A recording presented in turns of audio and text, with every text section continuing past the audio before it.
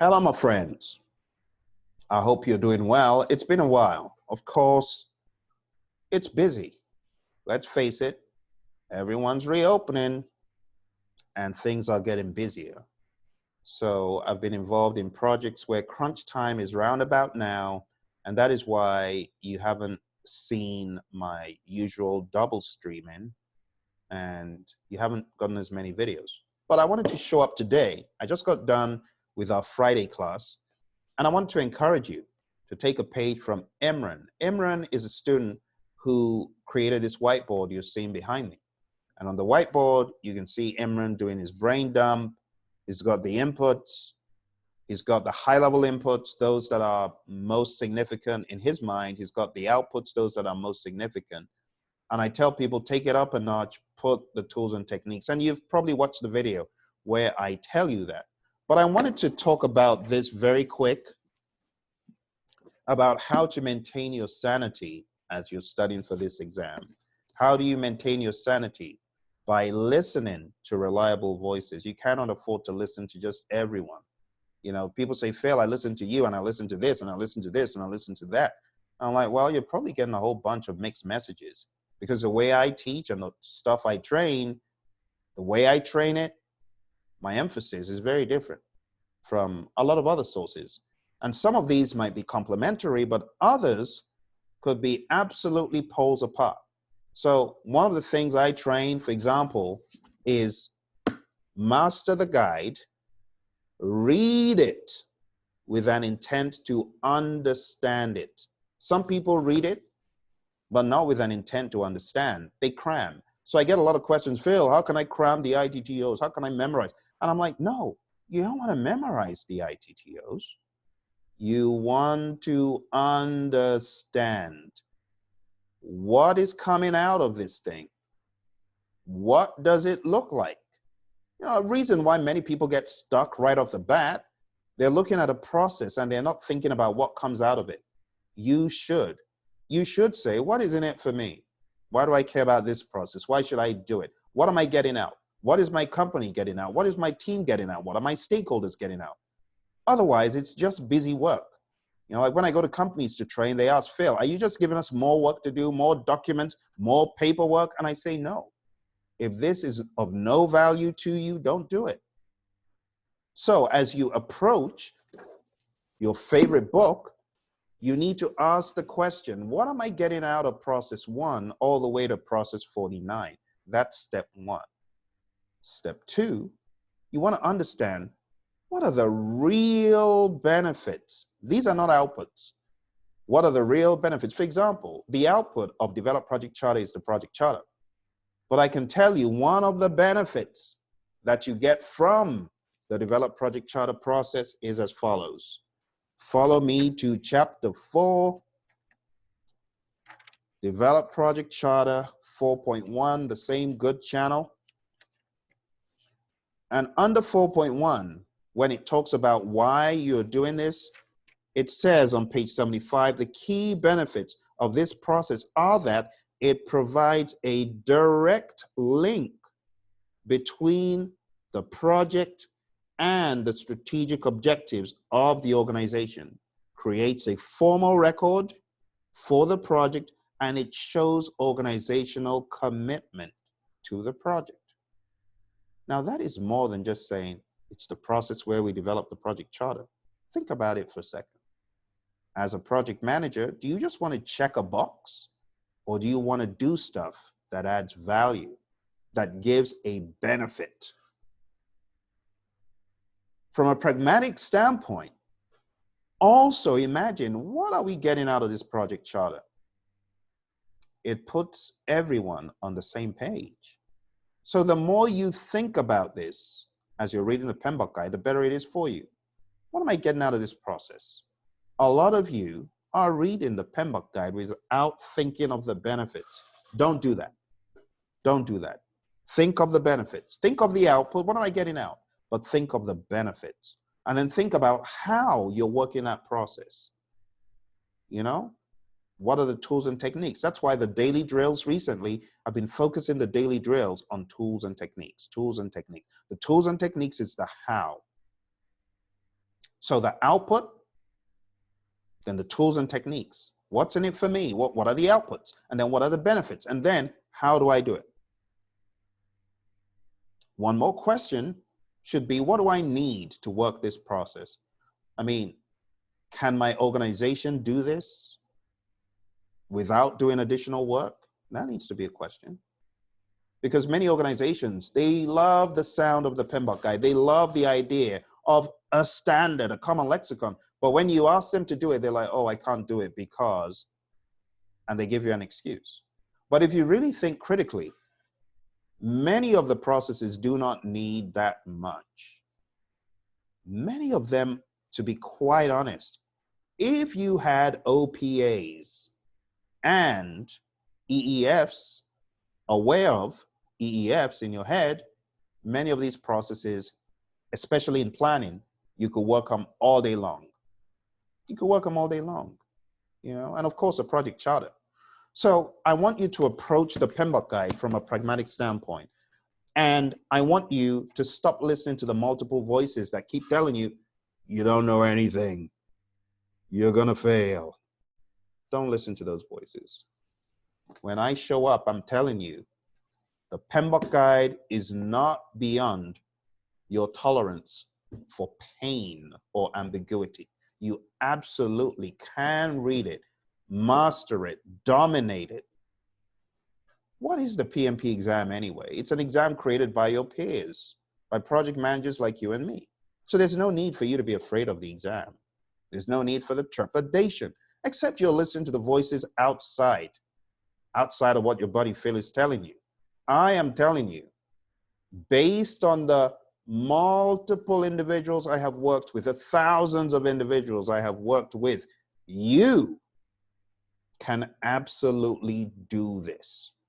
And if you don't know, I'm telling you, you're a project manager, you've been managing projects for over 3 years, you've got 4,500 hours under your belt, you got 35 contact hours of project management education, and you got all of your experience within the past 8 years. Come on now. Why do you keep telling yourself you can't do this? Why do you keep being scared? The moment you're scared of the exam, it's already won. The battle begins here. You got to know it for yourself. You're smart. You're intelligent. You're capable. Even if you don't want to use the word, I'm so smart, you're capable. You can do it. That's why the PMI has put the exam out there. It's not for a select few. It's not for a select few. So in closing, I want to remind you, as you study the PMBOK guide, you got to use my Get Good system to get good with the PMBOK guide. I'm going to give you my Get Good system really quick as a reminder. Whenever you read the PMBOK guide, whenever you take a look at those 756 pages of fun, you need to ask yourself a number of questions. The questions are the G, W, U, D questions. For those of you that are new to the channel, the Get Good system will answer these questions. And they are as follows. What am I doing?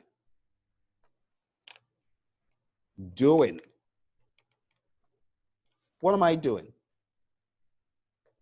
That is the first question you want to ask yourself as you go through any process. What am I doing in this process? And if you cannot answer that question, it tells me that there's something wrong. Your understanding is not full. And you want your understanding to be full. So you should ask yourself, what am I doing in this process? And to understand what you're doing in every process in the PMBOK guide, I got to say it one more time. to understand what you're doing. Two things. One, you need to know the process name and remember it. In other words, page 25 from Emran behind. That's why I tell people aspire to master page 25. And in our Thursday boot camp for starters yesterday, we went through all the 49 processes just so that our friends could know what they are doing in each process. It's so important. A lot of people go through boot camp and they still don't know. Not our boot camp, but other boot camps, and they still don't know what you do in each process. You should. You should. So the best way to know what you do in each process is to read the extended definition. For every definition, you have the first paragraph, but then you've got the extended version, which has more detail. And it's this level of detail that gives you a more robust understanding of the PMBOK guide.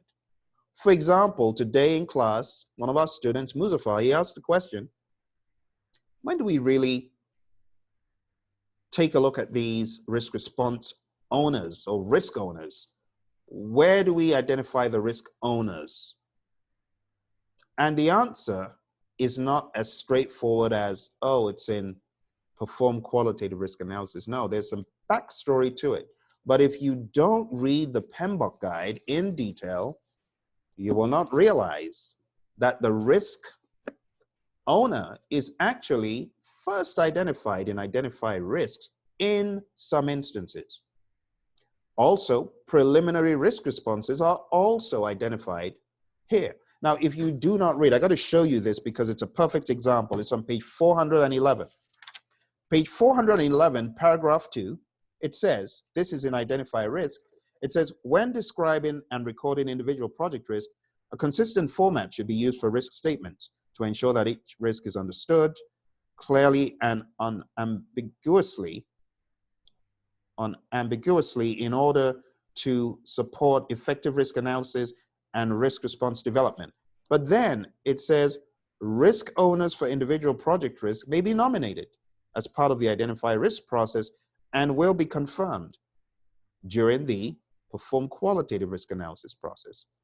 And then it says preliminary risk responses may also be identified. So where's all this information? It is not in the initial definition on page 409. So I mean, if someone just went to page 409 and said, oh, I understand identify risks. No, you don't. You didn't get the full picture. Page 409 is just the beginning. The extended version starts on page 411 and goes half a page. That is a whole lot of text, my friends. It's a whole lot of text. It's a lot of stuff.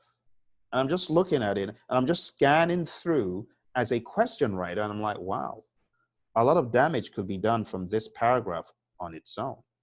You get what I'm saying?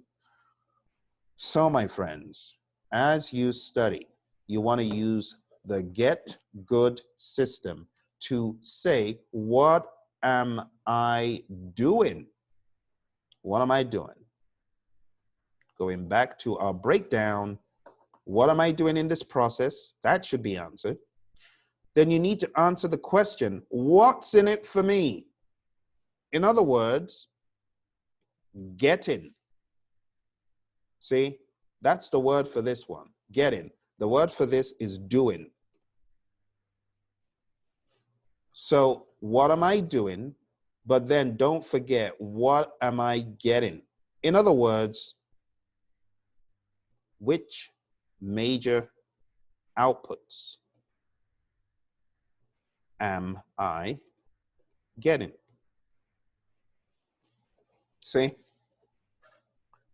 When you've done that, you want to ask the question, what am I using to get what I'm getting?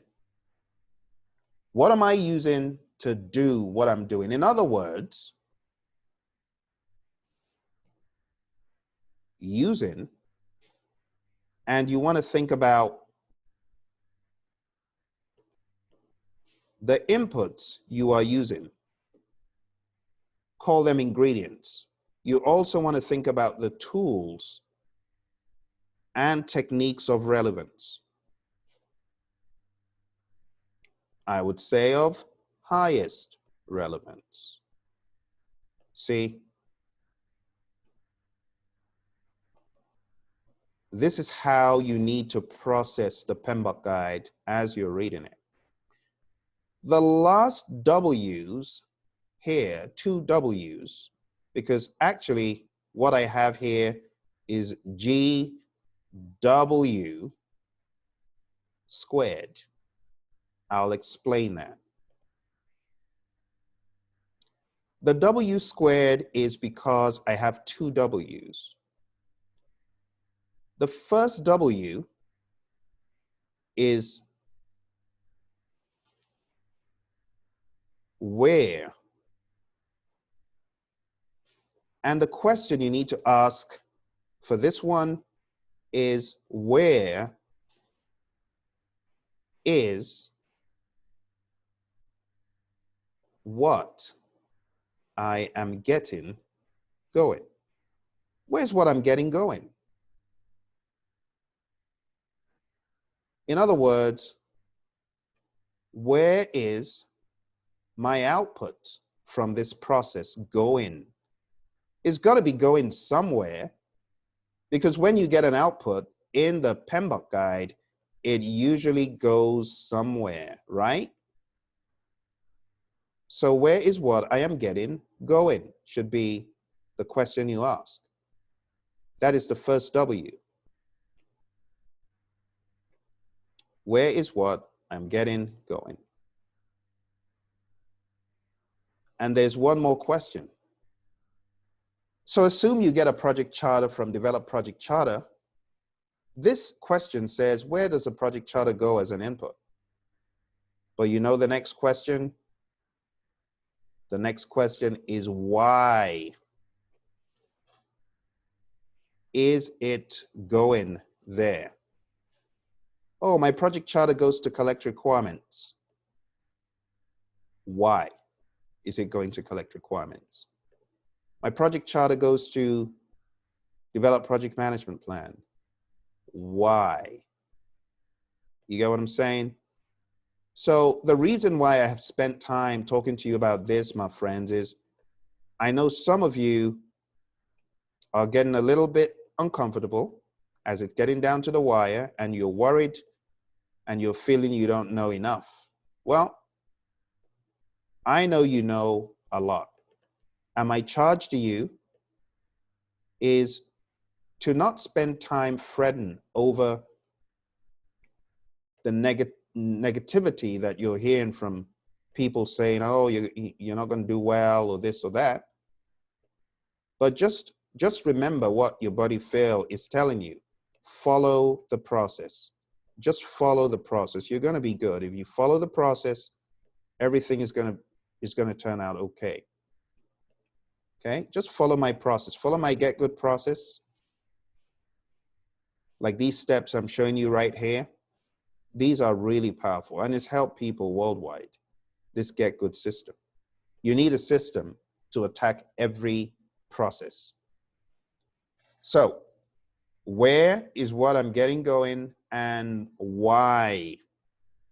Why is it going there? See? And that is the Get Good system. And if you follow the Get Good system, if you follow it, you'll come away with a lot more wholesome PMBOK guide awareness, knowledge, and understanding. Okay? I hope that helps you. And if you have enjoyed this, don't forget to subscribe and hit like. And also, don't forget, my friends, in June, we'll be making an announcement, actually before June, hopefully soon, about our next 35 Contact Hour live training. You don't want to miss it. Don't want to miss it. All right? You take care. I'll see you in the next video.